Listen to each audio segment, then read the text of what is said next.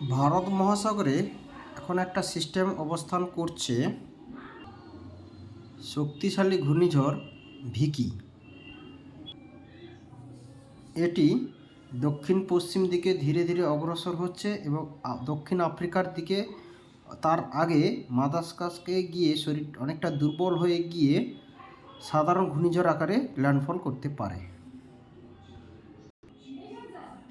বর্তমান স্যাটেলাইট চিত্রে এইভাবে দেখা যাচ্ছে, কয়েক ঘন্টার পর চক্ষু পরিষ্কার হতে পারে। যেহেতু এটি দক্ষিণ গোলার্ধে তৈরি হয়েছে, তাই কোনো মতেই বঙ্গোপসাগরে আসার সম্ভাবনা নেই বা এর প্রভাবে এশিয়ার কোনো দেশ আক্রান্ত হবে না। এইদিকে দক্ষিণ চীন সাগরে একটা ঘূর্ণিঝড় অবস্থান করছে ম্যানাই, যার অভিমুখ উত্তর পশ্চিম দিকে। এর প্রভাবও বঙ্গোপসাগর তথা ভারতবর্ষের সম্ভাবনা নেই।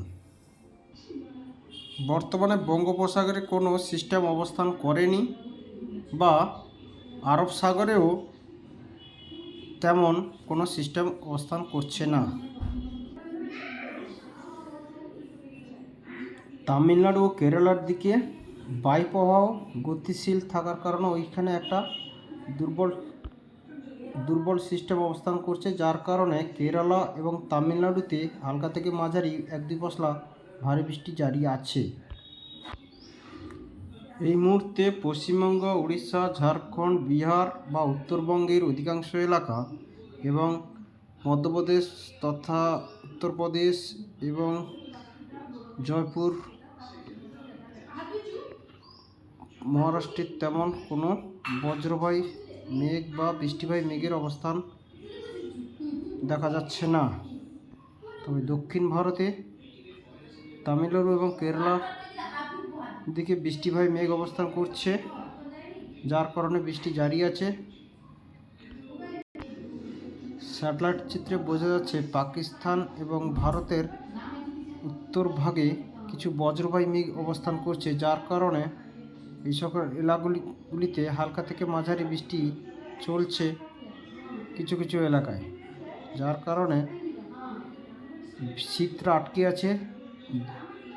পশ্চিমী ঝঞ্ঝা কেটে গেলে সারা ভারতের তাপমাত্রা নিম্নমুখী থাকবে এবং শীতের প্রবণতা বাড়বে এবং আগামী 18-20 তারিখের দিকে তাপমাত্রা আজকের তুলনায় 2 থেকে 3 ডিগ্রি সেন্টিগ্রেড তাপমাত্রা নেমে যেতে পারে। অর্থাৎ তাপমাত্রা কোনো কোনো এলাকায় 15 থেকে 16, পার্বত্য অঞ্চলগুলিতে হয়তো 14 ডিগ্রি 15 ডিগ্রি নেমে আসতে পারে। অযথা আপনারা গুজবে কান দেবে না। মোটামুটি সারা পশ্চিমবঙ্গ সহ উড়িষ্যা এবং বিহারে আগামী 10 থেকে 12 দিনে বৃষ্টির সম্ভাবনা খুবই কম এবং প্রখর শীতেরও সম্ভাবনা নেই। এই নভেম্বর মাসে বঙ্গোপসাগর তথা আরব সাগরে তেমন কোনো সিস্টেম তৈরি হওয়ার সম্ভাবনা নেই, যার কারণে বৃষ্টির সম্ভাবনা আছে।